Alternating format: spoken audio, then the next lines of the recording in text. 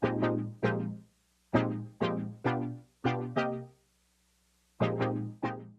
up, my fellow devs, and welcome back to the channel. So today we're going to take a look at how to create and spawn a slice.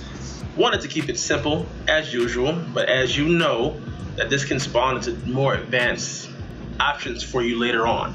Real quick, do not forget to check out my other YouTube channel where I'm uploading dev vlogs and videos around my game studio. So for all of my game projects, don't forget to join the Discord for said studio, or the Discord for this channel where we're learning about game development and doing tutorial videos and things like that.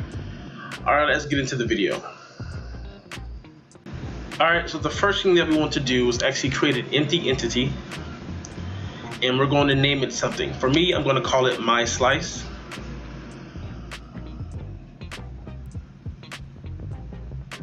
Next, you want to scroll down into your project files. You can use anything that you want. Right now, I actually copied over the objects from the starter game into my project so I can use them for the tutorials. And so I'm going to grab one of the objects from there, just drag it in, and I'm going to make it a child of our entity that we just created.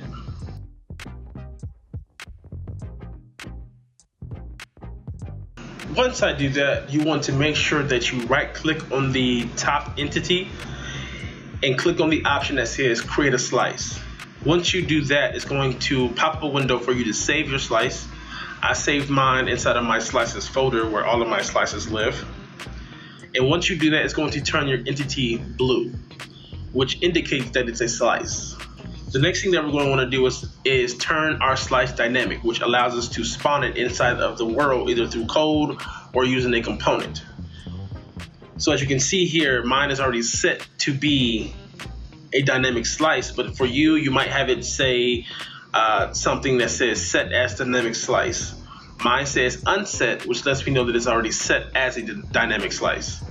So now that we have our slice, we can now get ready to spawn that slice using a spawner component. So what you want to do is make another entity, and I'm going to call it spawner. Then I'm going to delete the slice because we no longer need it in the world, because we can generate it or instantiate it inside the world through code or components. I want you to go to the add component area for the spawner and add a spawner component. Next, what I want you to do is actually go to your slice that we just created and saved. And if you hit the drop down on that slice, you're going to see a dynamic slice option. Drag that into your spawner. Now that we have that, the last thing that you need to do is to actually click on spawn on activate on your spawner component. That way the object spawns, or sorry, the entity spawns as soon as we hit play. So now that we have that functionality, we can actually take the spawner, we can copy it, place it in different areas, and if we were to hit play, all these things would spawn automatically for us based off the location, because it has the spawner right there on the entity.